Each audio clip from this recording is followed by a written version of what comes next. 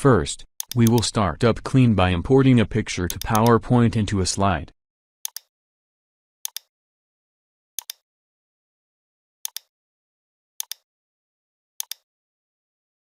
Under the Format tab, select Remove Background.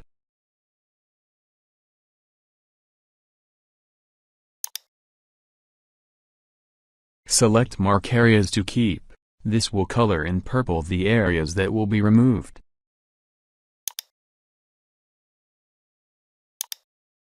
Click and move the pen on more areas you want to keep.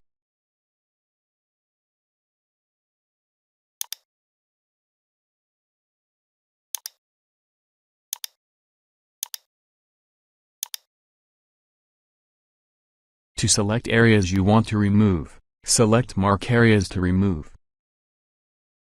Click Keep Change to apply it.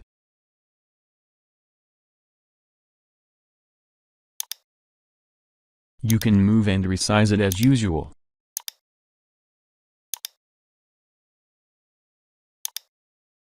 All done. Please subscribe.